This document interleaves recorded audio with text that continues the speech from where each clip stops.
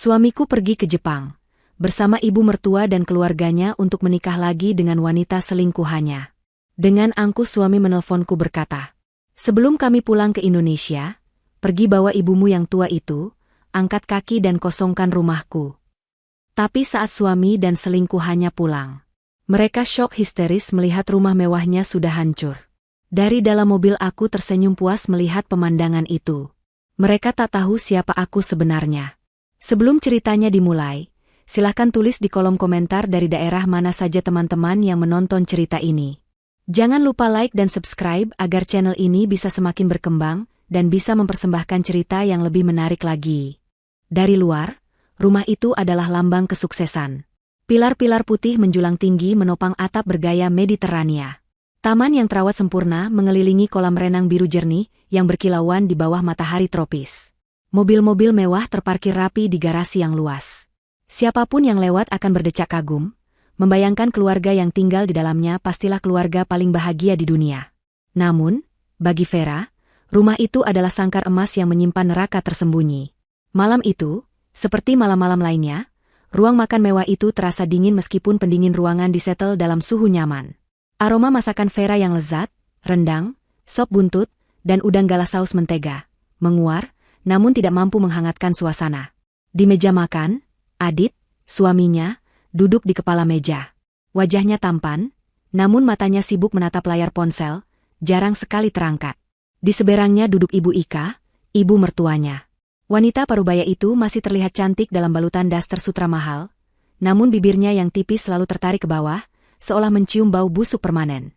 Di sisi meja yang lain, duduk Ibu Lina, ibu kandung Vera, yang menatap piringnya dengan gugup. Vera sendiri berdiri di dekat meja, menuangkan air putih untuk Adit. Hijab sederhana yang ia kenakan tampak kontras dengan kemewahan ruangan itu. "Vera, teh untuk ibu mana? Kamu ini bagaimana? Sudah tahu kebiasaan ibu," tegur Ibu Ika dengan suara tajam, tanpa memandang Vera. Nadanya bukan meminta, melainkan memerintah. "Maaf, Ibu. Sebentar, Vera ambilkan," jawab Vera lembut, segera bergegas ke dapur. "Lihat itu, Adit," Ibu Ika melanjutkan, kini suaranya ditujukan pada putranya. "Istrimu itu lamban sekali. Mengurus hal kecil saja tidak becus. Sama seperti ibunya, hanya bisa duduk diam." Ibu Lina tersentak pelan. Wajah tuanya memerah, namun ia tidak berani berkata apa-apa. Ia tahu, jika ia membela putrinya, amarah Ibu Ika akan semakin menjadi-jadi. Adit hanya bergumam, "Sudahlah, Bu. Yang penting masakan dia enak." "Enak saja tidak cukup," hardik Ibu Ika. "Menantu itu harus bisa membawa diri, harus sepadan. Bukan cuma numpang hidup, membawa ibunya yang sakit-sakitan pula." Vera kembali dari dapur dengan secangkir teh panas di atas nampan kecil. Ia meletakkannya dengan hati-hati di depan Ibu Ika. "Silakan, Ibu." Ia mendengar hinaan tadi, telinganya panas, hatinya perih. Tapi ia menahannya. Demi pernikahannya, demi ibunya yang kini bergantung padanya setelah ayah mereka tiada. Makan malam berlanjut dalam keheningan yang menyesakkan. Hanya denting sendok dan garpu, serta sesekali perintah Ibu Ika yang memecah sunyi. "Vera, ambilkan kerupuk. Vera, nasinya tambah." Vera melayani mereka seperti pelayan tanpa gaji, sementara Ibu Lina hanya berani makan sedikit, menunduk dalam-dalam. Adit, ia seolah tuli. Baginya, omelan ibunya adalah latar belakang yang wajar, dan pengabdian Vera adalah kewajiban mutlak. Baginya, Vera adalah istri yang penurut, bodoh, dan tidak tahu apa-apa selain dapur dan mengurus orang tua. Selesai makan, Adit mendorong kursinya ke belakang. Ia melemparkan sebuah map tebal berwarna merah ke atas meja, nyaris mengenai piring kotor. "Vera, urus ini semua. Seperti biasa. Pastikan laporan keuangan dan pembayaran vendor beres sebelum akhir bulan. Aku tidak mau ada tagihan yang terlambat." "Baik, Mas," jawab Vera patuh. Adit dan Ibu Ika beranjak ke ruang keluarga untuk menonton televisi. Vera, dibantu Ibu Lina yang tertatih-tatih, mulai membersihkan meja makan. "Nak," bisik Ibu Lina pelan, tangannya gemetar saat memegang piring. "Kamu tidak apa-apa." Vera tersenyum, senyuman yang dipaksakan untuk menenangkan hati ibunya. "Vera tidak apa-apa, Bu. Ibu jangan khawatir. Ibu istirahat saja di kamar, biar Vera yang selesaikan." "Tapi pekerjaanmu yang di map itu?" "Biasa, Bu. Hanya mengurus tagihan, bohong Vera. Ia memapah ibunya ke kamar pavilion kecil di bagian belakang rumah. Tempat mereka diizinkan tinggal. Setelah memastikan ibunya berbaring nyaman, Vera mencium keningnya. Ibu tidur, ya? Pukul 10 malam. Rumah mewah itu mulai senyap. Adit dan Ibu Ika sudah masuk ke kamar masing-masing di lantai 2 yang megah. Vera berjalan menuju ruang kerja Adit. Ini adalah satu-satunya tempat di mana ia bisa menjadi dirinya sendiri. Adit mengira Vera hanya melakukan pekerjaan administratif, memasukkan data tagihan ke komputer. Adit tidak tahu, dan tidak pernah mau tahu, bahwa Vera adalah lulusan terbaik akuntansi dari universitas luar negeri ternama, sesuatu yang ia sembunyikan rapat-rapat atas permintaan Adit sebelum menikah dulu. Adit ingin istri yang di rumah saja, agar ia terlihat sebagai suami yang sukses dan berkuasa penuh. Vera duduk di kursi kulit yang mahal. Ia membuka laptop. Tumpukan map merah itu bukan sekadar tagihan. Itu adalah seluruh data mentah dari kerajaan bisnis Adit, restoran, properti, dan beberapa investasi kecil. Selama 5 tahun pernikahan mereka, Vera lah yang diam-diam mengelola arus kas, menghitung untung rugi, bahkan menyusun strategi pajak agar perusahaan tetap untung. Adit hanya tahu menerima laporan akhir yang sudah disederhanakan oleh Vera, lalu memamerkannya sebagai hasil kerja kerasnya. Vera bekerja dengan cepat dan teliti.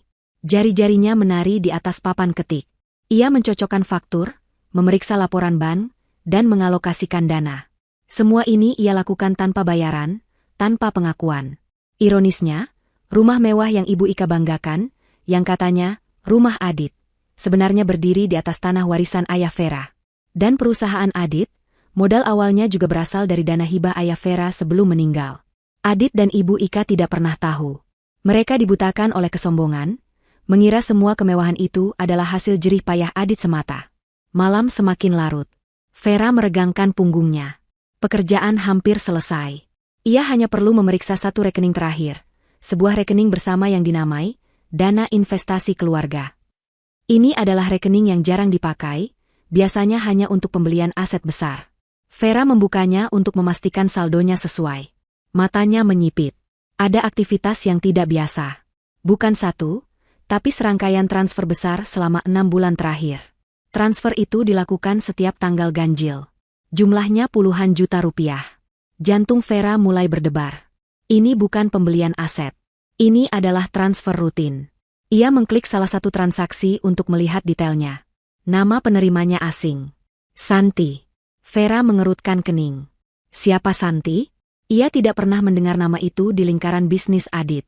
Ia memeriksa transaksi lainnya. Semua ke nama yang sama. Santi.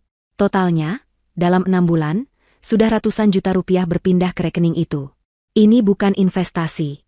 Ini adalah biaya hidup seseorang. Tangan Vera sedikit gemetar. Ia membuka laci meja, mencari laporan kartu kredit Adit yang ia simpan untuk arsip pajak. Ia ingat Adit pernah berkata ia membuka kartu kredit baru untuk keperluan proyek. Vera menemukan laporannya. Matanya memindai daftar tagihan. Jantungnya seolah berhenti berdetak. Tagihan dari butik perhiasan mewah. Tagihan dari restoran romantis di puncak gedung. Tagihan hotel bintang 5 untuk akhir pekan. Dan yang paling menyakitkan, tagihan dari toko perlengkapan bayi premium. Semua transaksi itu dilakukan di kota yang sama, di tanggal-tanggal yang sama saat Adit mengaku sedang dinas luar kota. Vera menelusuri nama Santi itu di media sosial, menghubungkannya dengan lokasi transaksi. Tidak butuh waktu lama. Sebuah akun publik muncul. Seorang wanita muda yang cantik, berpose di lobi hotel yang familiar, mengenakan kalung berlian yang fotonya ada di tagihan kartu kredit Adit.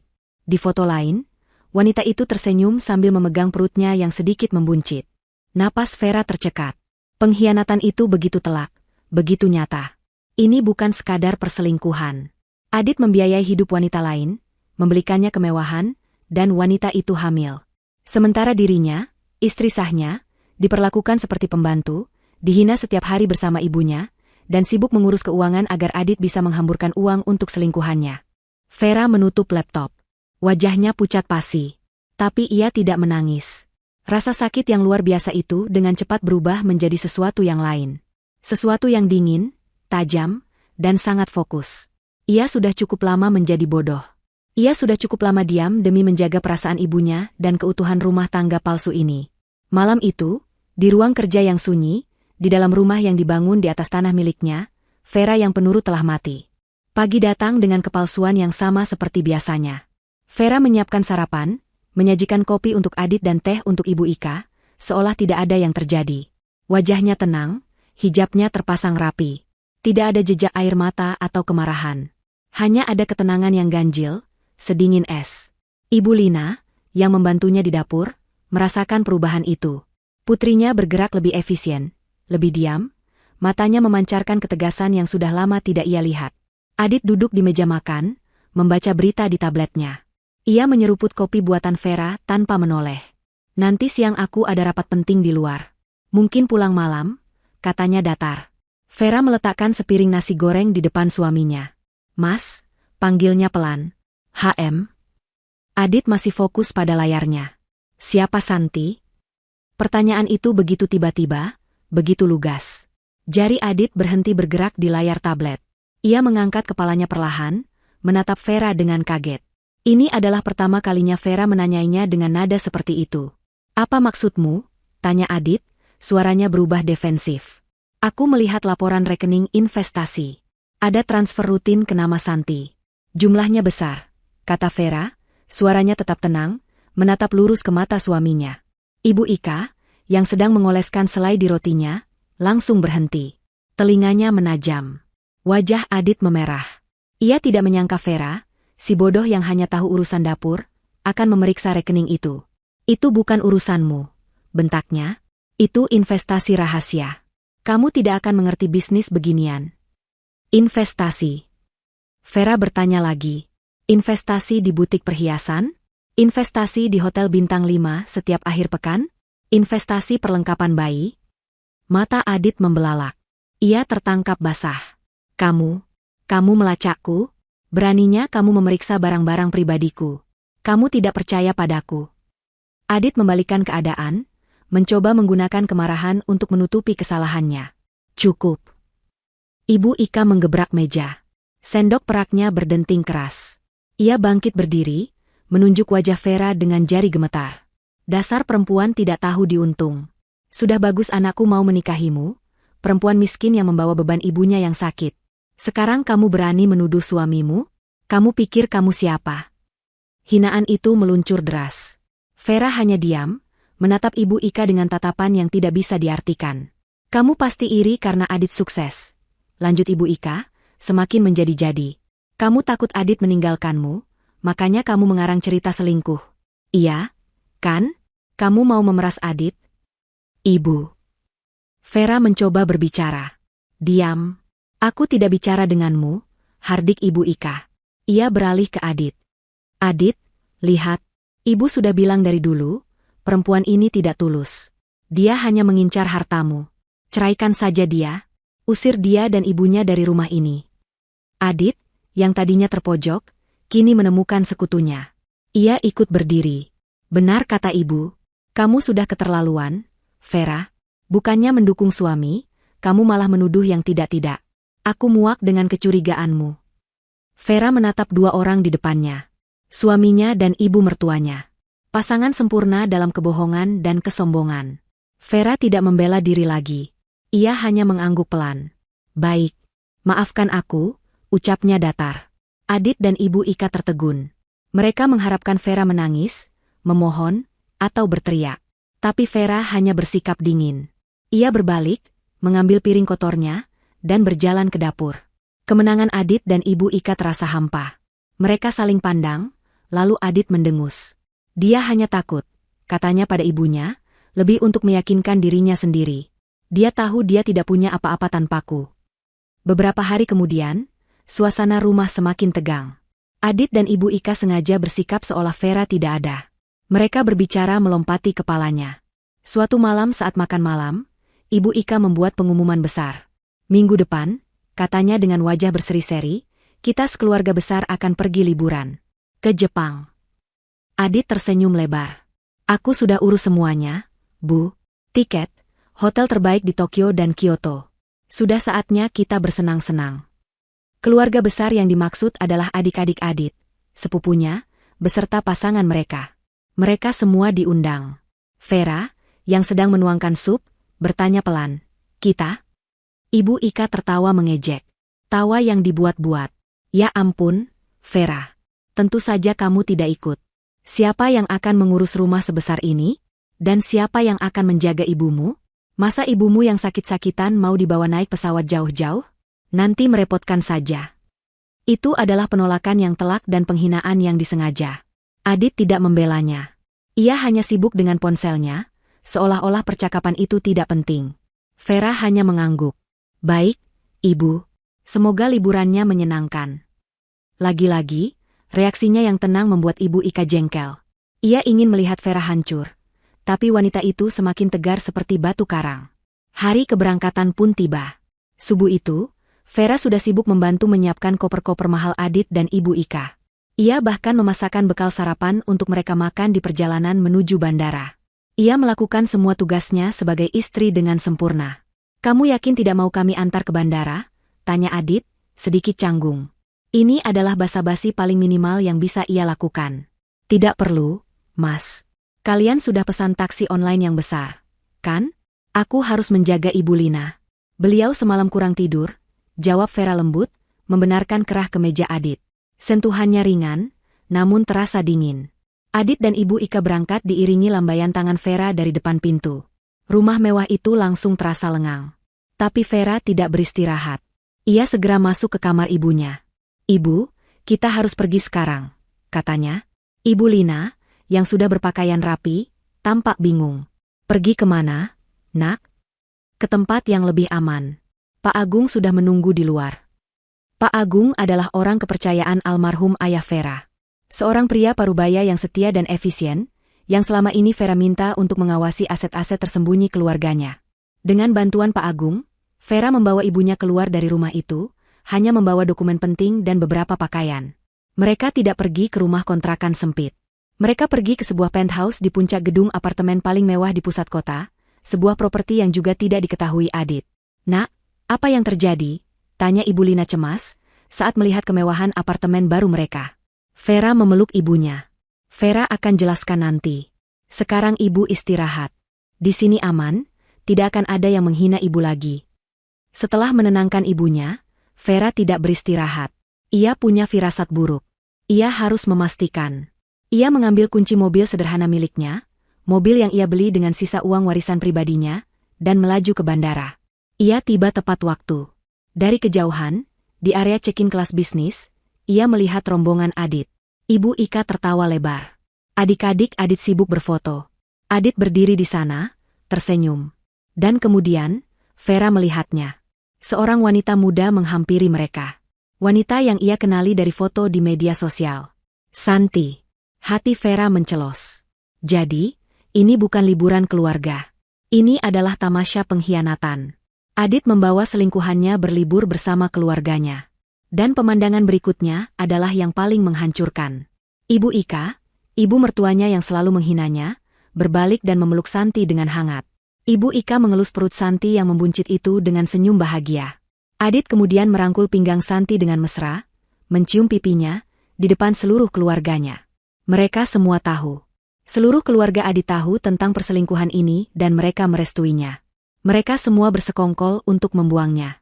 Vera memegang kemudi erat-erat. Ia tidak tahu ia sedang melihat apa. Kalung. Santi mengenakan kalung berlian yang sama dengan yang dipakai Ibu Ika. Kalung kembar. Itu adalah kalung yang Adit beli bulan lalu, yang ia klaim sebagai investasi barang, dan disimpan di brankas. Ternyata itu hadiah untuk istri baru dan ibunya. Vera memundurkan mobilnya. Air mata tidak lagi terbendung. Tapi ini bukan air mata kesedihan. Ini adalah air mata kemarahan yang membara. Mereka telah mengambil semuanya. Mereka telah menginjak-injak harga dirinya, menghina ibunya, dan kini mereka merayakan pengkhianatan itu secara terbuka. Ia melajukan mobilnya meninggalkan bandara. Ia tidak lagi ragu. Permainan sudah selesai. Sekarang, saatnya ia membalas. Apartemen penthouse itu adalah dunia yang berbeda. Jika rumah Adit adalah pameran kemewahan yang norak dan berisik, tempat ini adalah benteng ketenangan yang elegan. Jendela-jendela setinggi langit-langit membentang dari lantai ke plafon, menyuguhkan pemandangan kota Jakarta yang gemerlap 1000 cahaya di bawah sana. Perabotannya minimalis namun terbuat dari material terbaik. Tidak ada vas porselen berlebihan atau lukisan potret diri yang angkuh seperti di rumah Ibu Ika. Semuanya dirancang untuk kenyamanan dan efisiensi. Vera memapah ibunya ke kamar tidur utama, yang memiliki ranjang empuk dan kamar mandi pribadi yang lebih besar dari kamar pavilion mereka sebelumnya. Ibu Lina menatap sekeliling dengan cemas. Tangannya yang keriput mencengkeram lengan Vera. "Nak, tempat apa ini? Ini pasti sangat mahal. Uang dari mana, Vera? Kita tidak boleh menambah masalah." Ketakutan telah mendarah daging dalam diri wanita tua itu, setelah bertahun-tahun hidup di bawah bayang-bayang hinaan Ibu Ika. Vera menggenggam tangan ibunya, menuntunnya untuk duduk di tepi ranjang. "Ibu, tenang. Ini milik kita. Ini aman." Vera berlutut di depan ibunya, menatap mata tuanya dengan kesungguhan. "Ini adalah salah satu peninggalan ayah.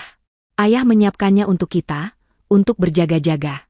Tidak ada yang tahu tempat ini selain Pak Agung." "Ayahmu." Mata Ibu Lina berkaca-kaca. "Bahkan setelah tiada, dia masih melindungi kita." "Selalu," bisik Vera. "Sekarang, Ibu istirahat. Vera akan pesan makanan enak. Ibu tidak perlu memasak, tidak perlu melayani siapapun. Mulai sekarang, Ibu akan dilayani." Vera menghabiskan 2 hari pertama untuk memulihkan kondisi ibunya. Ia memanggil dokter pribadi untuk memeriksa kesehatan Ibu Lina. Ia memesan layanan spa di kamar. Perlahan, gurat ketakutan di wajah ibunya mulai memudar, digantikan oleh kebingungan dan sedikit harapan. Selama itu pula, Vera tidak diam. Ia bekerja tanpa lelah di ruang kerja apartemen yang canggih. Ia memantau setiap pergerakan Adit dan keluarganya di Jepang melalui media sosial. Mereka tidak menahan diri. Ibu Ika, Adit, dan Santi mengunggah puluhan foto setiap hari. Foto-foto di kuil, foto-foto makan malam mewah, foto-foto Adit dan Santi berciuman di bawah bunga sakura buatan, karena saat itu bukan musimnya. Mereka menandai Vera di beberapa foto, sebuah tindakan kejam yang disengaja untuk menyakitinya. Mereka ingin Vera melihat apa yang telah ia lepaskan. Mereka ingin Vera hancur dan menyesal. Vera melihat semua itu. Ia menyimpan setiap foto, setiap video, setiap tanda terima digital yang masih bisa ia akses dari akun Adit. Ia tidak merasakan sakit lagi. Yang ada hanya rasa dingin yang menusuk. Ia sedang mengumpulkan amunisi. Ia tahu apa yang akan terjadi selanjutnya. Adit tidak akan puas hanya dengan memamerkan kebahagiaan barunya. Ia harus menghancurkan Vera sepenuhnya. Pada hari ketiga, telepon itu datang. Ponsel Vera, yang terhubung dengan akun komunikasi rumah, berdering. Nama Adit muncul di layar. Vera sedang duduk di sofa bludru abu-abu, minum teh melati. Ibu Lina sedang tidur siang di kamarnya. Vera menatap layar itu selama beberapa detik. Ia menarik napas dalam-dalam, menenangkan detak jantungnya. Kemudian, dengan tangan yang stabil, ia menerima panggilan video itu. Wajah Adit langsung memenuhi layar. Ia tampak sangat puas. Ia berada di sebuah restoran mewah, di sebelahnya duduk Santi yang bersandar manja di bahunya, dan di seberangnya, Ibu Ika tersenyum penuh kemenangan. "Halo, Vera," sapa Adit, suaranya penuh ejekan. "Bagaimana kabarmu di rumah besar yang sepi itu? Masih betah jadi pembantu?" Santi tertawa kecil, tawa yang dibuat-buat seperti lonceng murahan. Vera hanya menatap mereka.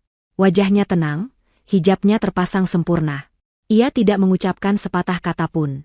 Keheningannya membuat Adit jengkel. Ia ingin melihat Vera menangis. "Kenapa diam? Kaget? Oh, aku lupa mengenalkan. Ini Santi, istri keduaku. Kami baru saja mendaftarkan pernikahan kami di kedutaan." Santi mengangkat tangannya, memamerkan cincin berlian besar di jari manisnya, cincin yang dibeli menggunakan uang yang Vera kelola. "Salam kenal, Mbak Vera," katanya dengan nada manis yang palsu. "Adit, jangan buang-buang waktu." Sela Ibu Ika, suaranya tak sabar. "Langsung saja ke intinya." Adit mengangguk, senyum angkuhnya kembali.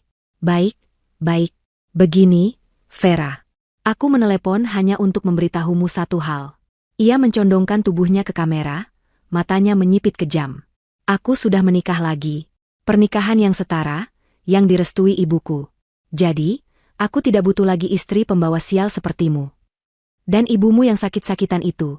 Timpal Ibu Ika, merebut ponsel dari Adit. "Dengar baik-baik, perempuan tidak tahu diri.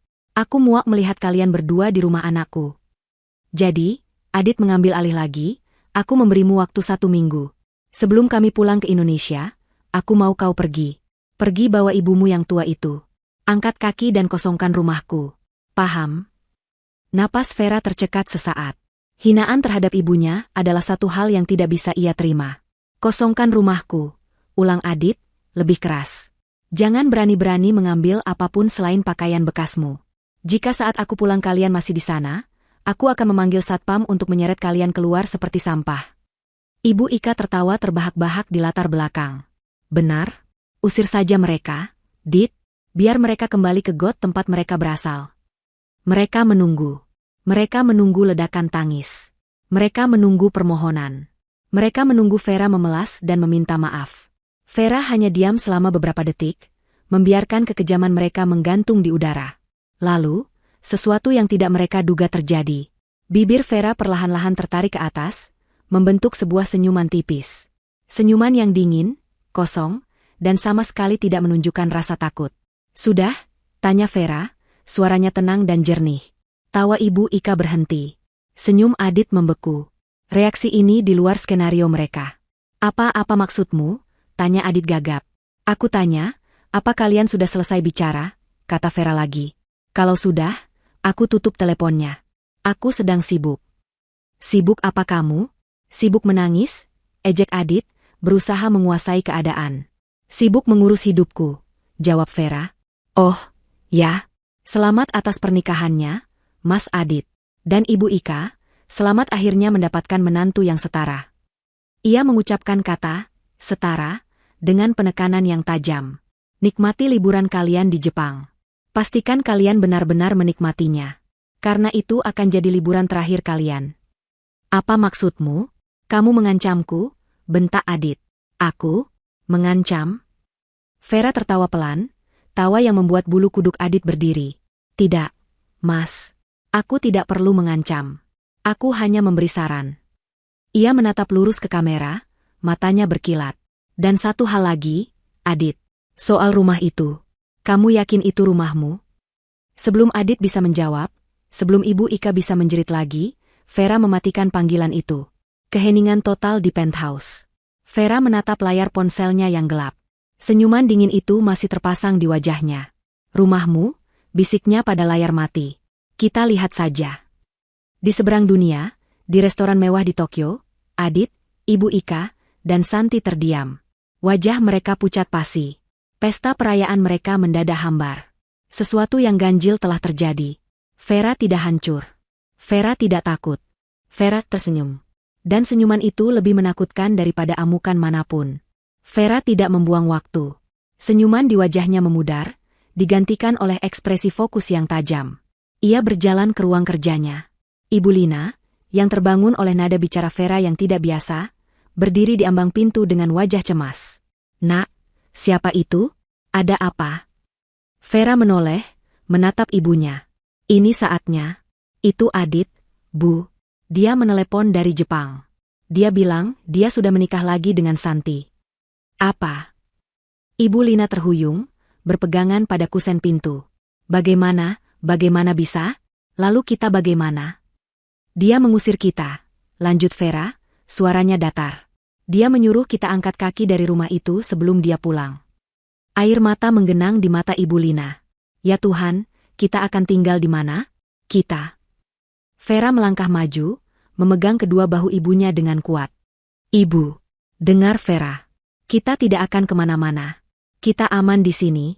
Ibu ingat apa yang selalu ayah katakan? Jangan pernah memulai pertarungan, tapi jika ada yang memulainya, pastikan kamu yang mengakhirinya. Hari ini, Vera akan mengakhirinya. Ibu Lina menatap putrinya. Vera yang ia lihat sekarang bukanlah Vera yang penurut dan selalu menunduk. Ini adalah Vera putrinya, Vera yang cerdas, yang tangguh, yang selama ini menyembunyikan cahayanya. Vera mendudukkan ibunya di sofa empuk di ruang kerja. Ibu duduk di sini. Lihat Vera bekerja. Sudah waktunya ibu tahu siapa kita sebenarnya. Vera mengambil ponsel khusus dari laci mejanya. Ponsel yang tidak pernah diketahui Adit. Ia hanya menekan satu nomor panggil cepat. Pak Agung, kata Vera begitu panggilan itu tersambung. Ini saya. Waktunya. Terdengar suara helaan napas lega di seberang sana. Saya sudah menunggu perintah Nona Vera. Semua sudah disiapkan. Ibu, perkenalkan, kata Vera sambil menyalakan pengeras suara. Ini Pak Agung, tangan kanan ayah, yang selama ini menjaga semua aset kita. Selamat sore, Ibu Lina, sapa Pak Agung dengan hormat. Ibu Lina hanya bisa mengangguk bingung. Pak Agung, Vera kembali fokus. Kita mulai. Vera membuka laptopnya, menampilkan jaringan data dan bagan perusahaan yang rumit. Adit dan keluarganya sedang di Tokyo. Mereka baru saja menelepon untuk mengusir saya dan ibu. Kurang ajar, geram Pak Agung pelan. Apa perintah Nona? Pertama, uang, kata Vera. Saya mau mereka terdampar. Bekukan semua rekening pribadi atas nama Adit Saputra dan Ika Sumardi. Tarik semua fasilitas kartu kredit korporat dan pribadi mereka. Saya mau mereka tidak bisa membayar tagihan hotel mereka besok pagi. Siap, Nona. Saya perkirakan dana tunai di dompet mereka tidak akan cukup untuk membeli tiket kereta ke bandara, jawab Pak Agung. Bagus. Kedua, perusahaan, lanjut Vera. Adit mengira dia adalah CEO. Padahal, perusahaan yang dia pimpin itu PT Maju Bersama, 90% sahamnya dimiliki oleh perusahaan holding kita, PT Cakrawala Nusantara, melalui 3 perusahaan cangkang yang berbeda. Benar, Pak Agung? 100% benar, Nona. Tuan Adit hanya memegang saham 10%, hadiah dari almarhum ayah Nona, yang bodohnya dia kira adalah saham mayoritas. Vera mengangguk. Saya mau rapat umum pemegang saham luar biasa diadakan besok pagi. Gunakan kuasa saya sebagai pemegang saham utama. Agenda pertama, nonaktifkan Adit Saputra dari posisi direktur utama atas dugaan penyelewengan dana perusahaan. Penyelewengan dana? Tanya Ibu Lina kaget. Ya, Bu. Uang yang dia pakai untuk membiayai Santi, membeli perhiasan, dan liburan ini, semua diambil dari rekening perusahaan. Dia menyebutnya biaya representasi. Saya punya semua buktinya, jelas Vera. Pak Agung, tunjuk Pak Budi sebagai pelaksana tugas sementara. Agenda kedua, mulai audit forensik menyeluruh. Saya mau setiap rupiah yang dia curi terhitung. Siapkan berkas laporan untuk kepolisian atas tuduhan penggelapan dalam jabatan. Akan dilaksanakan, Nona. Tim hukum kita akan menyerahkan surat panggilan itu begitu Tuan Adit menginjakan kaki di Bandara Indonesia. Ada jeda sejenak. Vera menatap layar di depannya. Di sana, terpampang foto rumah mewah yang baru saja diperintahkan Adit untuk ia kosongkan. Ketiga, rumah itu, kata Vera, suaranya menjadi sedingin es. Ya, Nona, kata Pak Agung, tanah itu sepenuhnya atas nama Nona Vera, sebagai bagian dari warisan yang tidak terpisahkan. Namun, bangunan di atasnya secara hukum rumit. Dibangun sebagian menggunakan dana perusahaan Tuan Adit. Saya tidak peduli dengan bangunannya, Pak Agung, potong Vera. Bangunan itu penuh kenangan buruk. Penuh dengan hinaan Ibu Ika dan pengkhianatan Adit. Saya tidak sudi melihatnya lagi. Kita bisa segel properti itu, Nona. Kita bisa usir mereka secara hukum saat mereka tiba, usul Pak Agung. Vera menggeleng. Tidak. Itu terlalu mudah. Mereka mengusir saya dan ibu seperti sampah. Mereka ingin saya dan ibu kehilangan tempat tinggal. Mereka ingin kami menderita. Saya akan memberikan mereka apa yang mereka inginkan. Ia menatap lurus ke depan, matanya memantulkan cahaya kota. Pak Agung, hubungi tim konstruksi dan pembongkaran terbaik yang kita miliki. Mereka punya waktu sampai Adit dan keluarganya berhasil mencari cara untuk pulang. Mungkin 5, mungkin 6 hari. Pak Agung terdiam sesaat, mengerti arah perintah ini. Nona yakin? Saya mau tempat itu tidak ada saat mereka pulang. Perintah Vera, suaranya tidak bergetar sedikit pun. Saya tidak mau ada sisa satu batu bata pun. Saya mau mereka pulang ke tanah kosong. Ratakan dengan tanah. Ibu Lina menutup mulutnya, terperangah. Ini adalah tingkat keputusan yang tidak pernah ia bayangkan. Segera laksanakan, Nona Vera, jawab Pak Agung. Tidak ada keraguan lagi dalam suaranya. Dan papan pengumumannya. Ya, kata Vera. Pasang papan pengumuman yang paling besar. Tulis, aset ini telah kembali ke pemilik sahnya. Segala bentuk pelanggaran akan diproses secara hukum. Dan di bawahnya, pasang logo besar PT Cakrawala Nusantara. Siap, Nona. Panggilan ditutup. Vera bersandar di kursinya. Untuk pertama kalinya dalam 5 tahun, ia merasa bisa bernapas lega. Ibu Lina menatapnya dengan campuran rasa ngeri dan bangga. Vera, kamu kamu adalah putrimu ayahmu. Vera tersenyum, kali ini senyuman tulus untuk ibunya. Ya, Bu. Dan mereka baru saja membangunkan raksasa yang sedang tidur. Di Tokyo, pesta kemenangan itu berlangsung tanpa henti. Bagi Adit, Ibu Ika, dan Santi, ini bukan sekadar liburan. Ini adalah penobatan. Penobatan Santi sebagai menantu baru yang disetujui, penobatan Ibu Ika sebagai ratu yang akhirnya berhasil menyingkirkan Benalu, dan penobatan Adit sebagai pria sukses yang bisa mendapatkan apapun yang ia inginkan, termasuk membuang istri lama dan menggantinya dengan yang baru sesuka hati. Mereka menginap di suite termewah di salah satu hotel paling bergengsi, dengan pemandangan langsung ke taman istana. Rombongan keluarga besar Adit yang lain, adik-adik dan sepupunya, ditempatkan di kamar-kamar yang sedikit lebih murah, namun tetap mewah. Semuanya atas biaya Adit. Mereka adalah penonton bayaran yang ikut merayakan kejatuhan Vera. Lihat, Santi, kata Ibu Ika pada hari keempat mereka, sambil menyeruput sampanye di lounge hotel. Ia baru saja kembali dari Ginza, menenteng setidaknya 5 kantong belanja dari merek-merek ternama. Ini baru namanya menantu. Tahu cara menyenangkan mertua.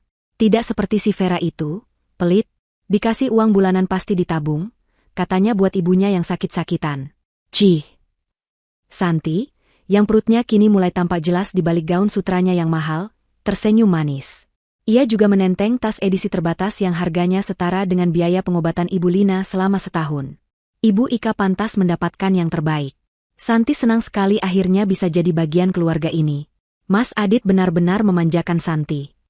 Adit, yang duduk di seberang mereka sambil membalas email bisnis, atau lebih tepatnya, meneruskan email ke asistennya di Jakarta, tertawa angkuh. Tentu saja. Uangku tidak ada serinya. Vera itu bodoh. Dia pikir dengan menghemat, aku akan simpati, justru aku muak melihat gayanya yang kampungan. Selalu pakai hijab polos, baju longgar, tidak bisa memamerkan suami. Betul, seru Ibu Ika. Sekarang, ambil foto kita lagi. Pakai ponsel barumu itu, Dit, yang kameranya paling bagus. Ibu mau unggah lagi, biar si Vera itu tahu diri. Maka, ritual harian itu pun dimulai. Mereka berpose dengan latar belakang kemewahan. Adit merangkul Santi dengan mesra, satu tangannya mengelus perut Santi. Ibu Ika berdiri di samping mereka, dagunya terangkat angkuh, memamerkan kalung berlian kembar yang ia kenakan bersama Santi. Adit mengambil foto itu dan langsung mengunggahnya. Ia bahkan tidak ragu-ragu. Ia membuka akun media sosialnya, memilih foto terbaik, dan menulis keterangan, akhirnya menemukan kebahagiaan sejati. Bersama keluarga yang sepadan dan istri yang tahu cara menghargai suami. Babak baru telah dimulai. Dia sengaja tidak menandai Vera. Dia tahu Vera akan melihatnya. Dia tahu kabar ini akan menyebar. Dia ingin Vera hancur perlahan-lahan dari jauh. Dia ingin Vera merasa begitu kecil, begitu hina, sehingga saat dia pulang dan mengusirnya, Vera tidak akan punya kekuatan lagi untuk melawan. Dia ingin Vera pergi sebagai pengemis yang kalah. Keluarga besar Adit yang lain ikut meramaikan. Mereka berkomentar di unggahan itu. Selamat, Mas Adit. Akhirnya. Nah, ini baru menantu idaman. Semoga lancar sampai kelahiran cucu pertama, Bu Ika. Mereka semua adalah bagian dari paduan suara yang sama, paduan suara yang menginjak-injak Vera. Mereka tidak tahu, ribuan kilometer jauhnya, di sebuah penthouse yang sunyi, Vera sedang mengarsipkan setiap foto, setiap komentar, setiap bukti digital dari persekongkolan ini. Malam itu adalah puncak dari perayaan mereka. Adit telah memesan ruang pribadi di sebuah restoran Wagyu paling eksklusif di Shinjuku. Restoran itu terkenal sulit didapat, namun dengan koneksi dan uang, Adit berhasil mendapatkannya. Mereka makan dan minum sepuasnya. Daging sapi termahal meleleh di lidah mereka. Botol-botol sake terbaik terus berdatangan. Mari kita bersulang, kata Adit, mengangkat gelasnya. Untuk keluarga kita. Untuk masa depan perusahaan yang semakin jaya di tanganku. Dan untuk cucu ibu, pekik Ibu Ika, wajahnya memerah karena alkohol dan kebahagiaan. Calon pewaris tunggal kekayaan Adit. Santi tersenyum, mengelus perutnya. Ia telah memenangkan lotre terbesar dalam hidupnya. Mereka tertawa, mereka bersenda gurau. Mereka merencanakan liburan berikutnya. Bali, Eropa, mungkin membeli yacht pribadi. Tidak ada yang tidak mungkin bagi Adit. Mereka begitu mabuk oleh kesombongan, begitu asyik berpesta di dek kapal mewah mereka, sehingga mereka tidak menyadari bahwa di bawah permukaan air, kapal itu sudah bocor di mana-mana. Vera, melalui tangan Pak Agung, telah mencabut satu persatu paku yang menahan fondasi kekayaan mereka. Pesta selesai pukul 11 malam. Tagihan datang di atas nampan kulit hitam yang elegan. Jumlahnya fantastis, cukup untuk membeli sebuah mobil kecil di Indonesia. Adit bahkan tidak melihat angkanya. Ia tertawa, merasa sangat berkuasa. Ia mengeluarkan kartu kredit utamanya, Black Card tanpa batas yang terhubung langsung dengan rekening perusahaan. Kartu yang Vera gunakan untuk membayar semua tagihan vendor, kini ia gunakan untuk membayar daging dan sake. Ini, katanya dengan angkuh kepada pelayan berjas hitam. Pelayan itu membungkuk, membawa kartu itu ke mesin kasir. Beberapa saat kemudian, ia kembali. Wajahnya sopan, namun sedikit cemas. "Maafkan saya, Tuan. Kartu Anda ditolak." Tawa di meja itu langsung berhenti. Wajah Adit mengeras. "Apa katamu? Ditolak? Itu tidak mungkin. Coba lagi. Mungkin jaringanmu jelek." "Baik, Tuan." Pelayan itu kembali. Beberapa detik kemudian, ia kembali lagi. "Maaf sekali, Tuan. Masih ditolak." Notifikasinya mengatakan, "Jangan dihormati." "Kurang ajar," geram Adit. Ia mulai merasa malu. "Baik, pakai yang ini." Ia mengeluarkan kartu kredit pribadinya yang lain, kartu platinum. Pelayan itu menggeseknya. "Ditolak juga, Tuan." "Ini." Adit melempar kartu ketiga. "Ditolak, Tuan." Keringat dingin mulai membasahi pelipis Adit. Ibu Ika dan Santi menatapnya dengan cemas. "Adit, ada apa?" bisik Ibu Ika. "Jangan bikin malu, Dit." "Diam, Bu," bentak Adit. Ia beralih ke dompetnya, mencari kartu debit. Ini adalah rekening utamanya, rekening tabungan di mana ia menyimpan uang pribadinya, yang ia kira berisi miliaran rupiah. "Pakai ini. Ini pasti bisa." Pelayan itu membawa mesin EDC ke meja. Adit memasukkan kartu itu dan mengetik PIN-nya dengan kasar. Mesin itu berbunyi. Adit menunggu. Lalu, di layar kecil itu, muncul tulisan yang menghancurkan dunianya. "Transaksi ditolak. Saldo tidak mencukupi." Napas Adit tercekat. Saldo tidak cukup. Ia bergumam, tidak percaya. Itu tidak mungkin. Saldo di rekening itu seharusnya cukup untuk membeli restoran ini. Ia merebut mesin itu dari tangan pelayan. Ia mencoba lagi. Hasilnya sama. Ia panik. Ia segera membuka aplikasi mobile banking di ponsel barunya. Ia mencoba masuk ke akunnya. Layar berputar-putar. Lalu sebuah pesan muncul, "Akun Anda telah diblokir atas permintaan bank. Silakan hubungi kantor cabang terdekat." Di seberang meja, Ibu Ika dan Santi menatapnya dengan ngeri. Di sampingnya, pelayan dan manajer restoran berdiri diam, menunggu pembayaran. Pesta telah berakhir. Kapal mereka baru saja menabrak gunung es. Keheningan di ruang pribadi itu terasa memekakan telinga. Wajah Adit pucat pasi, lebih pucat dari taplak meja linen putih di depannya. Manajer restoran, seorang pria Jepang parubaya dengan tatapan tajam namun sopan, berdiri diam. "Tuan," katanya pelan, "kami harus meminta pembayaran diselesaikan malam ini." Saya tahu," sentak Adit, suaranya gemetar. Ia mencoba mentransfer dana dari akun lain. Diblokir. Mencoba aplikasi pembayaran digital. Gagal. Semuanya terkunci. Seolah-olah identitas finansialnya telah dihapus dari muka bumi. "Adit, apa-apaan ini?" desis Ibu Ika, suaranya bergetar antara marah dan takut. "Kamu bilang kamu kaya. Kenapa bayar makan saja tidak bisa?" "Diam, Bu," balas Adit. Matanya liar mencari solusi. "Santi, berikan kartumu." "Kartuku?" Santi terkejut. "Mas, kartuku kan kartu tambahan dari kamu. Kalau kartumu diblokir, punyaku pasti." "Coba saja," bentak Adit. Santi dengan enggan mengeluarkan kartu kreditnya. Benar saja. Ditolak. Suasana menjadi sangat memalukan. Keluarga besar Adit yang lain, yang makan di meja terpisah, mulai berbisik-bisik. Mereka melihat drama yang terjadi di ruang pribadi. Manajer itu berdeham. "Jika Tuan tidak bisa membayar dengan kartu, kami terpaksa menerima bentuk jaminan lain." Mata Adit tertuju pada pergelangan tangannya. Di sana melingkar jam tangan mewah edisi terbatas yang baru ia beli 2 hari lalu di Ginza. Jam tangan yang ia pamerkan di media sosial. Dengan tangan gemetar, ia melepas jam itu. "Ini," katanya parau, "harganya 3 kali lipat dari tagihan ini. Ambil ini sebagai jaminan." Aku akan kembali besok dengan uang tunai. Manajer itu memeriksa jam itu sekilas, mengangguk, lalu menyimpannya. Baik, Tuan, kami akan menunggu sampai besok siang. Mereka berjalan keluar dari restoran itu dalam diam. Kemewahan dan tawa tadi menguap seperti embun pagi. Keluarga besar yang lain buru-buru pamit, memberi alasan mengantuk, menghindari mereka seolah mereka pembawa wabah. Begitu pintu suite hotel tertutup, neraka pecah. Adit, apa yang terjadi? Ibu Ika menjerit, melemparkan tas belanjaannya ke lantai. Kenapa kita dipermalukan seperti itu?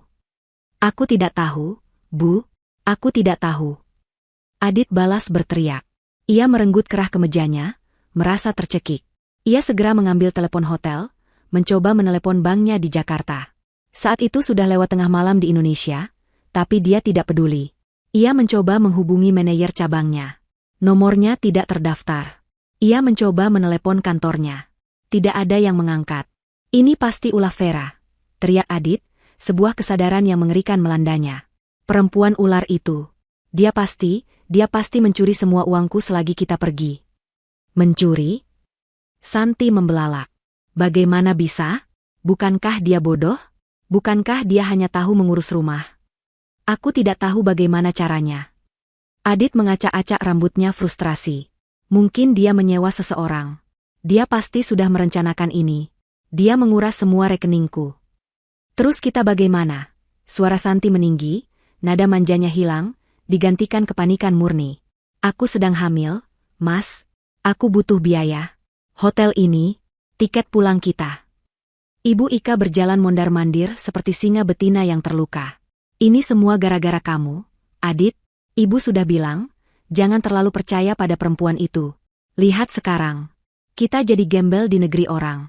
Ini semua salahmu. Salahku? Adit menunjuk ibunya. Ibu yang dari dulu menyuruhku menghinanya. Ibu yang menyuruhku mengusirnya. Ini semua karena kita terlalu cepat memberitahunya.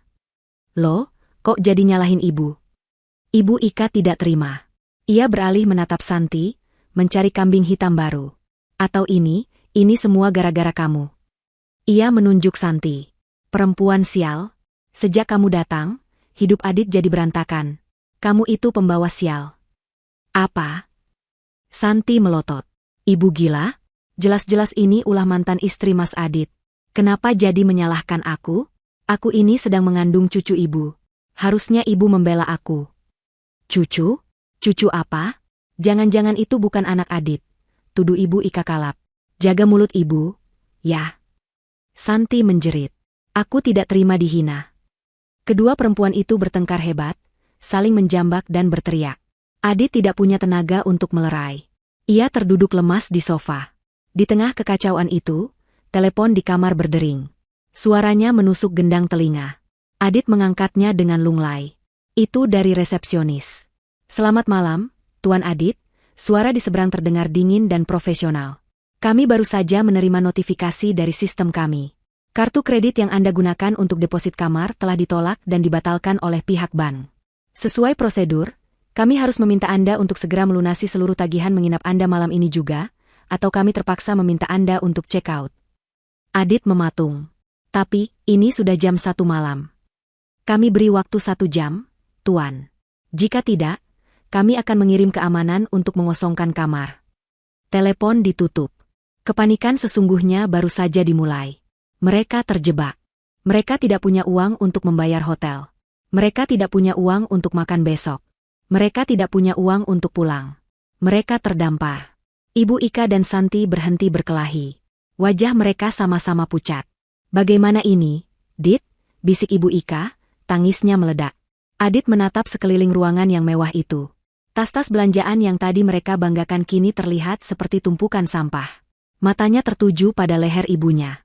Pada kalung berlian kembar. Lalu pada pergelangan tangan Santi, tempat gelang berlian baru melingkar. Kita harus pergi dari sini, kata Adit, suaranya parau. Kemasi barang. Hanya yang penting. Pergi kemana? Tanya Santi. Kita harus menjual sesuatu. Adit menelan ludah, rasa malu membakarnya.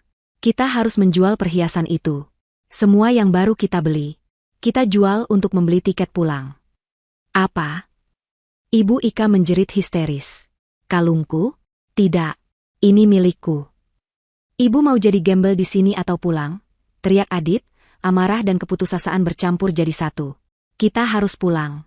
Kita harus kembali ke Jakarta. Aku akan menghancurkan Vera. Aku akan membuatnya membayar untuk ini. Tidak ada pilihan lain. Dini hari itu, mereka menyelinap keluar dari lobi hotel mewah itu, menyeret koper-koper mereka. Mereka tidak lagi terlihat seperti turis kaya. Mereka terlihat seperti buronan.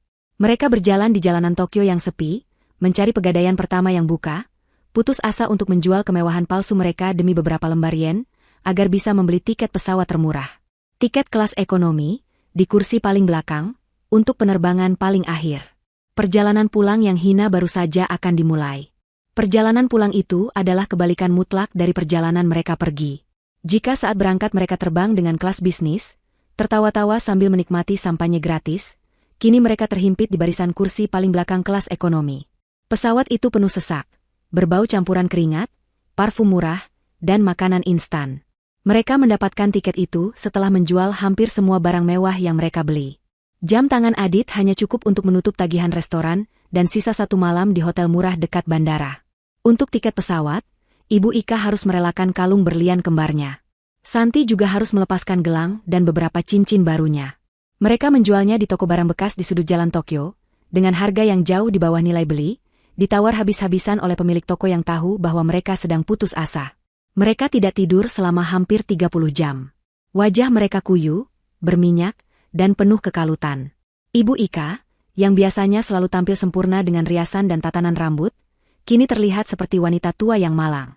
Rambutnya lepek, matanya bengkak karena menangis dan marah. Ia tidak berhenti mengomel sejak mereka menginjakan kaki di Bandara Narita. Omelannya tertahan di pesawat, berubah menjadi bisikan-bisikan penuh racun yang ia tujukan pada Adit. Ini semua gara-gara kamu, Dit. Gara-gara kamu terlalu cepat bertindak. Gara-gara kamu berurusan dengan perempuan ular itu. Desisnya, suaranya serak. Kamu lihat sekarang. Ibu dipermalukan. Perhiasan ibu satu-satunya, kenang-kenangan dari almarhum bapakmu, harus dijual. Kamu anak macam apa? Adit hanya memejamkan mata, kepalanya bersandar di jendela pesawat yang bergetar. Ia terlalu lelah untuk berdebat. Tapi dalam benaknya, api amarah berkobar lebih panas dari mesin jet di luar sana. Ini bukan salahnya. Ini salah Vera. Vera si pengkhianat. Vera si pencuri. Ia membayangkan apa yang akan ia lakukan pada wanita itu. Ia akan menyeretnya ke kantor polisi dengan tangannya sendiri. Ia akan membuatnya membusuk di penjara. Ia akan mengambil kembali setiap rupiah yang Vera curi. Ia akan membuat Vera dan ibunya mengemis di jalanan. Pikiran akan balas dendam itu menjadi satu-satunya bahan bakar yang membuatnya tetap waras. Di sisi lain Adit, Santi duduk membatu. Ia tidak menangis lagi. Ia hanya menatap kosong kesandaran kursi di depannya. Wajahnya pucat. Rasa mual di perutnya bukan lagi karena kehamilannya, tapi karena ketakutan. Ia telah menikahi seorang pria yang kini bangkrut. Ia telah mempertaruhkan segalanya, reputasinya, masa depannya, untuk menjadi Nyonya Adit Saputra. Dan kini, gelar itu terasa hampa. Ia memegang perutnya. Bagaimana nasib anaknya? Bagaimana ia akan melahirkan di rumah sakit mewah yang ia impikan? Bagaimana ia akan membeli semua perlengkapan bayi mahal yang sudah ia pilih? Ia menoleh menatap Adit. Pria yang beberapa hari lalu terlihat begitu berkuasa dan kaya raya, kini terlihat begitu kalah. Begitu menyedihkan. Rasa cinta yang ia kira ia miliki, yang sebenarnya adalah cinta pada kemewahan, menguap seketika. Yang tersisa hanya kejengkelan dan rasa tertipu. Penerbangan 9 jam itu terasa seperti 90 tahun. Mereka tidak makan. Makanan pesawat yang disajikan, nasi dengan sedikit daging dan sayuran layu, terlihat menjijikan bagi lidah mereka yang terbiasa wagyu. Mereka hanya minum air putih, menjaga agar tidak dehidrasi. Akhirnya, roda pesawat menyentuh landasan Bandara Soekarno-Hatta. Udara panas dan lembab Jakarta langsung menyergap mereka begitu pintu pesawat dibuka. Kontras yang menyakitkan dengan udara sejuk Tokyo. Mereka berjalan di koridor bandara, menyeret koper-koper mereka yang kini terasa sangat berat. Koper-koper itu masih koper mahal, tapi isinya kini hanya pakaian kotor dan sedikit oleh-oleh murah yang tersisa. Mereka harus mengantre panjang di imigrasi bersama ratusan penumpang lain, kebanyakan adalah pekerja migran yang baru pulang. Ibu Ika menutup hidungnya, mengeluh soal bau keringat.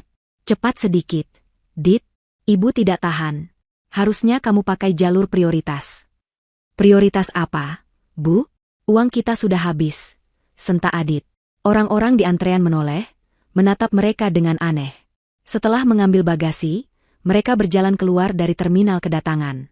Biasanya, sopir pribadi Adit sudah menunggu di depan, membukakan pintu mobil Alphard hitam yang dingin dan nyaman. Hari ini, tidak ada siapa-siapa. Ponsel Adit dan Ibu Ika mati total, tidak ada pulsa, tidak ada paket data. Mereka terputus dari dunia. Sekarang bagaimana? Tanya Santi, suaranya terdengar panik. Kita tidak bisa menghubungi siapa-siapa. Adit mendengus. Ia masih punya sisa uang yen yang ia tukarkan dari hasil menjual perhiasan. Ia berjalan ke konter penukaran uang, menukarnya ke rupiah dengan kurs yang sangat buruk. Uangnya hanya cukup untuk membayar taksi dan mungkin makan sekali. Ia berjalan ke antrean taksi bandara biasa. Pakai taksi ini? Ibu Ika membelalak. Yang benar saja, Dit, panas, bau rokok. Kamu mau ibu mati kepanasan? Diam atau kita jalan kaki pulang. Bentak Adit, kesabarannya habis. Ibu Ika terdiam, bibirnya gemetar menahan tangis. Ia belum pernah dibentak seperti itu oleh putra kesayangannya. Mereka bertiga berdesakan masuk ke dalam taksi sedan tua. Sopir taksi menaikkan koper-koper mereka ke bagasi. Kemana, Pak? Tanya sopir itu ramah. Adit menyebutkan alamat kompleks perumahan mewahnya. Sopir itu menatap mereka dari kaca spion. Penampilan mereka kuyu, tapi alamat mereka adalah alamat orang kaya. Perjalanan dari bandara adalah siksaan terakhir. Jalan tol macet parah. Pendingin udara taksi tidak terlalu dingin. Asap knalpot dari truk dan bus di sebelah mereka seolah merembes masuk. Ibu Ika terus mengipasi dirinya dengan brosur yang ada di kantong pintu. Santi hanya bersandar dan memejamkan mata, menahan mual. Adit tidak memejamkan mata. Ia menatap keluar jendela. Menara-menara perkantoran Jakarta yang familiar, jalan-jalan yang ia kuasai. Ini adalah kotanya. Ini adalah wilayah kekuasaannya. Kemarahannya kembali memuncak. Tunggu saja, Vera, batinnya. Aku pulang. Permainanmu selesai. Setelah 1 jam lebih, taksi akhirnya keluar dari jalan tol dan memasuki jalanan yang lebih lengang menuju kawasan perumahan mereka. Gerbang keamanan yang megah menyambut mereka. Satpam yang berjaga mengenali Adit dan langsung membuka portal. Adit mulai merasa sedikit lebih baik. Ia kembali ke kerajaannya. Ia akan segera tiba di rumahnya. Ia akan mandi air panas, mengganti pakaian, lalu ia akan menelepon pengacaranya dan polisi. Taksi berbelok ke jalan utama di dalam kompleks. Rumah-rumah mewah berbaris rapi di kiri dan kanan. Adit hafal setiap belokan. Tinggal 2 tikungan lagi, lalu lurus, rumahnya yang paling besar di ujung jalan. Taksi melewati tikungan pertama. Jantung Adit berdebar. Ia sudah tidak sabar. Melewati tikungan kedua. Jalanan lurus terbentang di depan mereka. Mata Adit menyipit. Dari kejauhan, ada yang aneh. Pemandangan di ujung jalan itu berbeda. Ia ingat, rumahnya yang bercat putih gading itu menjulang tinggi. Atapnya yang berwarna biru tua terlihat jelas dari jarak ini, menutupi sebagian langit. Sekarang, yang ia lihat hanya langit sore yang terbuka. Tidak ada atap biru. Tidak ada bangunan putih gading. Apa? Bisik Adit. Taksi semakin dekat. Semakin dekat. Jantung Adit mulai berdentum keras. Begitu keras hingga ia bisa mendengarnya di telinganya sendiri. Tidak, gumamnya. Tidak mungkin. Taksi itu melambat. Sopir taksi melihat ke kiri dan kanan, lalu menatap nomor rumah di pilar gerbang yang tersisa di pinggir jalan. Lalu ia menatap ke lahan di sebelahnya. Pak, kata sopir taksi itu, suaranya bingung. Ini benar alamatnya, kan? Nomor 27. Tapi, taksi berhenti total. Di depan mereka, di tempat seharusnya berdiri istana mewah 3 lantai milik Adit, kini yang ada hanyalah sebidang tanah kosong yang coklat dan rata. Dunia Adit berhenti berputar. Udara di dalam taksi terasa tersedot habis. Suara klakson dari kejauhan, deru mesin mobil, semuanya lenyap. Yang ada hanya suara desingan tinggi di telinganya. Ini bukan rumah kita, bisik Ibu Ika, suaranya bergetar. Dit, ini salah alamat. Pak sopir, salah jalan. Rumah kami yang besar, yang ada kolam renangnya. Santi, yang terbangun dari tidurnya yang gelisah, membuka mata. Ia menatap keluar jendela. Ia melihat apa yang dilihat Adit dan Ibu Ika. Kosong. Tidak ada apa-apa. Pak, alamatnya benar. Nomor 27, kata sopir taksi itu, menunjuk pada pilar batu yang masih berdiri tegak di dekat trotoar, satu-satunya sisa dari gerbang megah mereka. Tapi rumahnya tidak ada, Pak. Adit tidak menjawab. Ia mendorong pintu taksi dengan kasar dan melangkah keluar. Kakinya terasa seperti jeli. Ia berdiri di atas aspal jalanan di depan properti miliknya. Angin sore meniup debu coklat dari lahan itu, menerpa wajahnya. Di sanalah seharusnya ruang tamunya berada. Di sana seharusnya tangga spiral marmer tempat Ibu Ika biasa berpose. Di sana seharusnya kolam renang tempat ia berencana mengadakan pesta. Kini, semuanya hanya tanah. Tanah yang sudah diratakan dengan sempurna oleh alat berat. Tidak ada puing. Tidak ada sisa tembok. Tidak ada pecahan kaca. Hanya tanah kosong yang bersih. Seolah-olah rumah itu diangkat begitu saja dari pondasinya dan lenyap ke udara. Di belakangnya, pintu taksi terbuka lagi. Santi terhuyung keluar, kedua tangannya memegangi perutnya. Matanya membelalak ngeri. Tidak, bisiknya. Tidak mungkin. Kemana rumahnya? Mas Adit, kemana harta kita? Jeritannya pecah menjadi isak tangis yang histeris. Kakinya lemas. Ia terduduk begitu saja di aspal yang panas, tidak peduli lagi pada apapun. Ibu Ika menyusul keluar. Ia berdiri kaku selama beberapa detik. Matanya membelalak tak percaya, bergerak liar dari pilar bernomor 27 ke tanah kosong di depannya. Otaknya tidak mampu memproses kenyataan itu. Rumahku. Lirihnya. Rumahku, yang bangun? Tidak. Lalu, sebuah jeritan melengking keluar dari tenggorokannya. Jeritan yang tidak manusiawi, penuh kengerian dan kehilangan.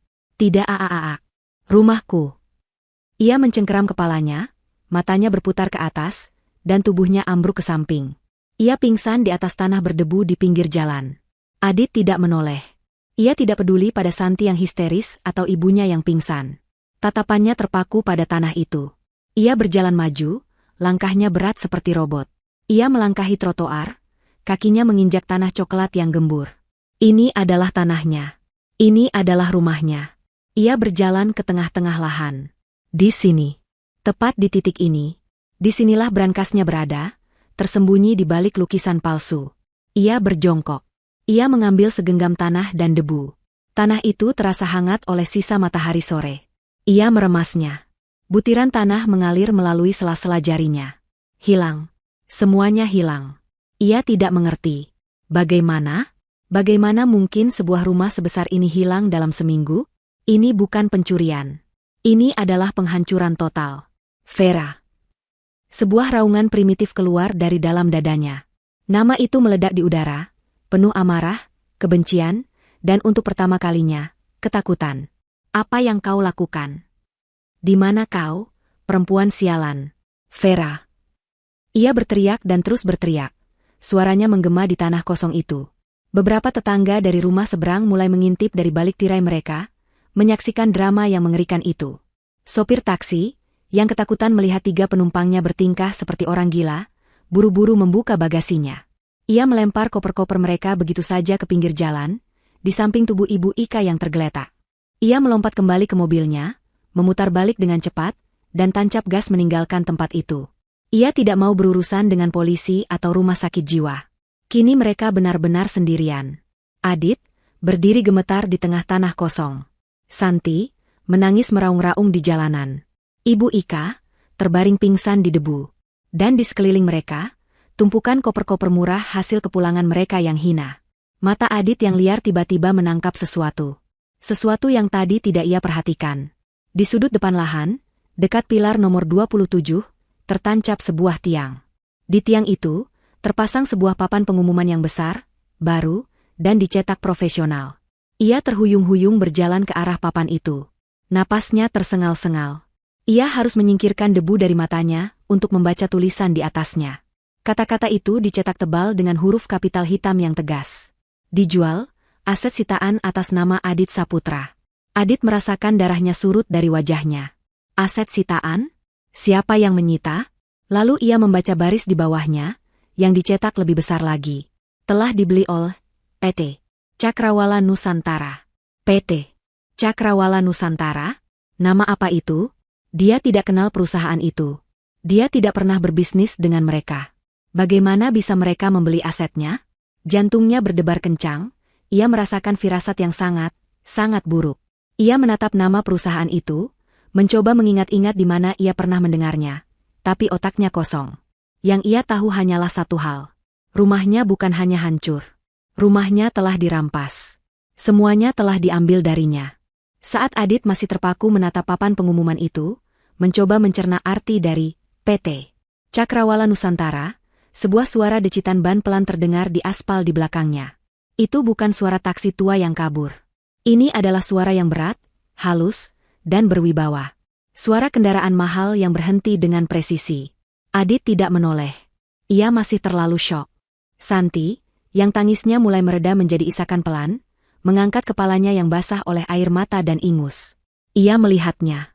Sebuah mobil Rolls-Royce hitam legam, berkilauan seperti obsidian di bawah cahaya senja, telah berhenti tepat di samping mereka. Mobil itu begitu mewah, begitu megah, membuat semua mobil lain di kompleks itu terlihat seperti mainan anak-anak. Kacanya gelap gulita, memantulkan pemandangan kehancuran mereka, Santi yang terduduk di aspal, Ibu Ika yang masih pingsan di tanah, dan koper-koper mereka yang berserakan. Santi terdiam. Bahkan dalam mimpinya yang paling liar, ia belum pernah melihat mobil semahal itu dari dekat. Siapa ini? Apa mereka berhenti untuk menolong? Perlahan, kaca jendela belakang di sisi penumpang turun tanpa suara. Di dalam, di atas kursi kulit berwarna krem yang empuk, duduklah Vera. Ia tidak lagi terlihat seperti pelayan yang kuyu. Hijab sutra berwarna emerald green melilit kepalanya dengan anggun, serasi dengan setelan blazer dan celana panjang berpotongan sempurna yang ia kenakan. Wajahnya dirias tipis namun profesional, menonjolkan matanya yang kini menatap lurus ke depan dengan ketenangan yang mematikan. Ia terlihat berkuasa, tenang, dan sangat kaya. Di sampingnya, duduk Ibu Lina. Wanita tua itu tidak lagi terlihat sakit-sakitan. Ia mengenakan pakaian yang bagus, wajahnya segar, dan tatapannya tidak lagi menunjukkan rasa takut. Ia menatap lurus ke depan, ke tanah kosong di mana ia dulu dihina setiap hari. Adit, merasakan ada yang mengawasinya, akhirnya berbalik badan. Matanya bertemu dengan mata Vera. Dunia Adit kembali jungkir balik. Ini Vera. Tapi ini bukan Vera istrinya. Ini orang asing. Ini adalah wanita yang memancarkan aura kekuatan yang begitu besar, hingga membuatnya sulit bernapas. Ia membandingkan penampilan Vera yang sempurna dengan Santi yang berantakan di aspal. Ia membandingkan ketenangan Ibu Lina dengan Ibu Ika yang tergeletak pingsan. Vera? Desisnya. Nama itu terasa pahit di lidahnya. Kamu. Ini semua perbuatanmu? Vera menolehkan kepalanya perlahan. Tatapannya sedingin es. Kau mencari rumahmu, Adit? Tanyanya. Suaranya jernih, tenang, dan bergema di jalanan yang sepi itu. Tidak ada kemarahan. Tidak ada histeria. Hanya fakta. Sayang sekali. Ia berhenti sejenak, membiarkan Adit tergantung.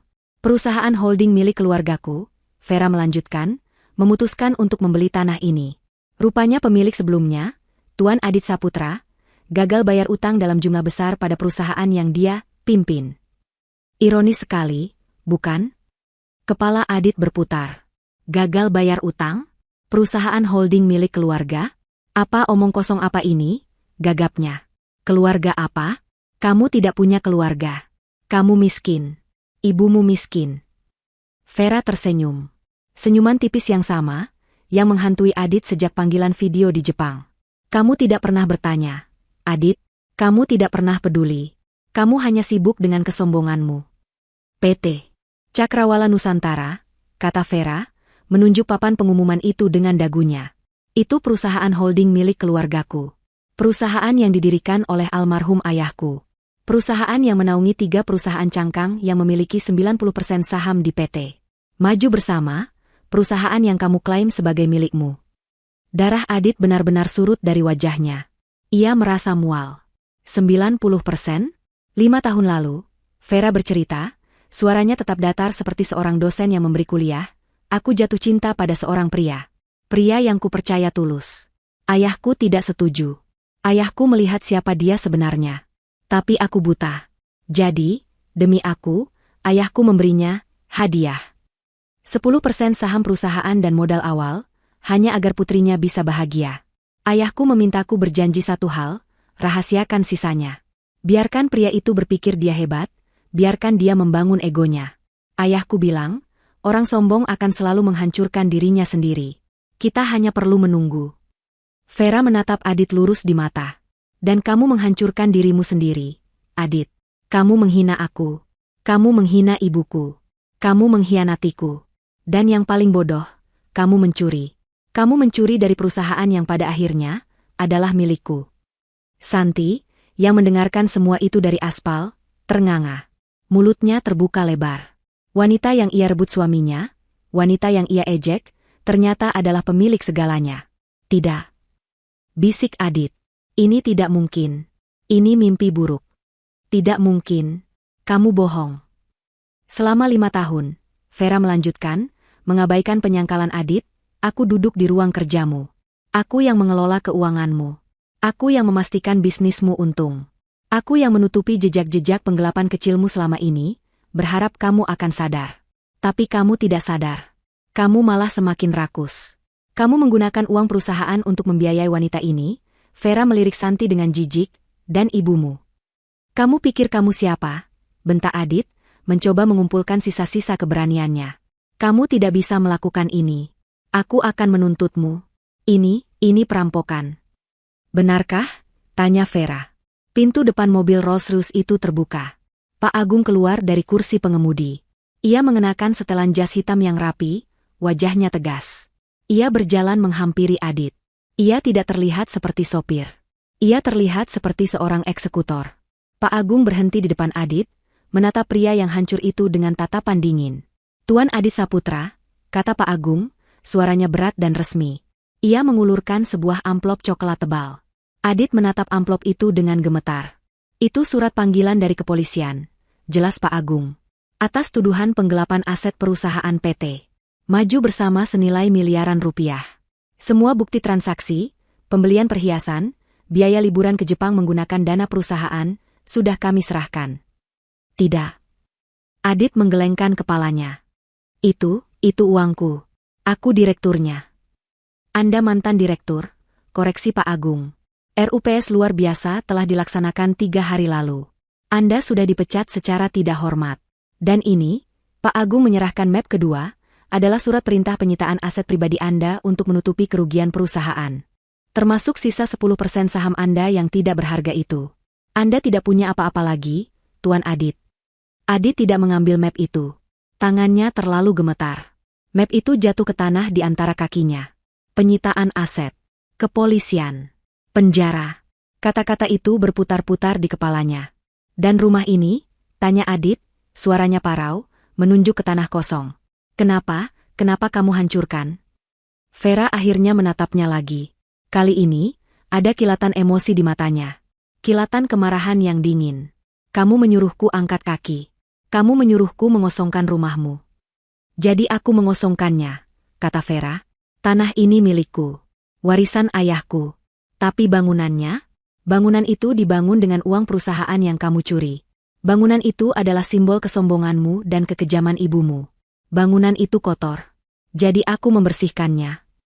Di belakang mereka, Santi tiba-tiba berdiri. Wajahnya pucat pasi, tapi matanya menyala liar. Ia sadar. Ia telah menikahi pria yang bangkrut total. Pria yang akan masuk penjara. Ia tidak akan mendapatkan apa-apa. Ia telah salah bertaruh. Ia berjalan cepat ke arah Adit, yang masih mematung menatap Vera. Mas Adit, panggilnya. Adit tidak menoleh. Mas Adit, teriaknya. Adit akhirnya menoleh padanya, wajahnya kosong. Plah, Santi menampar wajah Adit sekeras yang ia bisa. Suaranya menggema di jalanan itu. Pria bajingan. Penipu, jeritnya.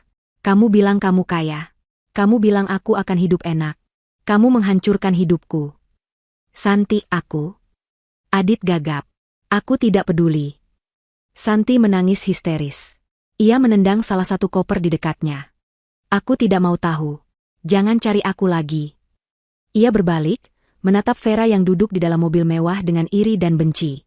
Lalu ia berbalik lagi, berjalan tertatih-tatih secepat yang ia bisa, meninggalkan Adit, meninggalkan Ibu Ika yang pingsan, hanya membawa tas tangannya, menghilang di tikungan jalan. Adit kini benar-benar sendirian. Ditinggal selingkuhannya. Ibunya pingsan. Rumahnya hilang. Perusahaannya dirampas. Dan penjara menunggunya. Ia menatap Vera. Matanya memerah. Vera, tolong. Bisiknya. Ini adalah kata terakhir yang tersisa. Permohonan. Maafkan aku hilaf. Vera, tolong jangan penjarakan aku. Kasihani aku. Vera menatap pria yang memohon di depannya. Pria yang sama yang beberapa hari lalu dengan angkuh menyuruhnya angkat kaki. Kasihan? Vera mengulang kata itu. Di mana kasihanmu saat ibumu menghina ibuku setiap hari? Di mana kasihanmu saat kamu memamerkan selingkuhanmu di depan mataku? Di mana kasihanmu saat kamu menyuruhku dan ibuku yang sakit untuk pergi dari rumah ini?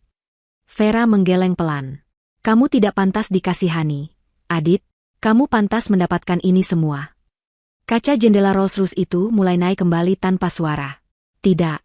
Vera. Tunggu. Adit berlari ke arah mobil, menggedor-gedor kaca jendela yang gelap. Buka. Vera. Jangan tinggalkan aku. Pak Agung dengan sigap menahan Adit, mencengkeram lengannya dengan kuat. Mobil mewah itu meluncur pergi dengan mulus, meninggalkan Adit yang meronta-ronta dalam cengkeraman Pak Agung. Di dalam mobil, Ibu Lina menggenggam tangan putrinya. Semua sudah selesai, nak, katanya lembut.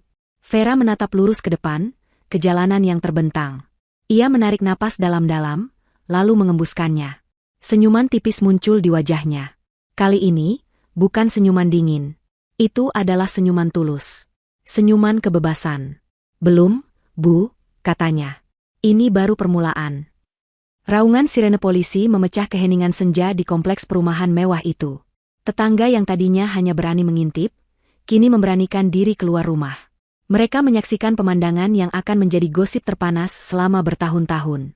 2 mobil patroli polisi berhenti tepat di depan lahan kosong bernomor 27. Pak Agung, yang masih mencengkeram Adit, melepaskannya saat petugas berseragam turun. Ini dia orangnya, Pak, kata Pak Agung tenang, menyerahkan map berisi surat perintah penangkapan. Adit tidak melawan lagi.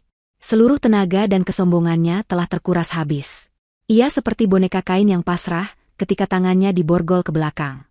Ia menatap kosong ke tanah tempat rumahnya dulu berdiri. Saat ia digiring masuk ke mobil polisi, tatapannya bertemu dengan tatapan para tetangganya. Tetangga yang dulu selalu iri padanya, yang dulu selalu ia pameri kekayaan. Kini, mereka menatapnya dengan campuran rasa kasihan dan jijik.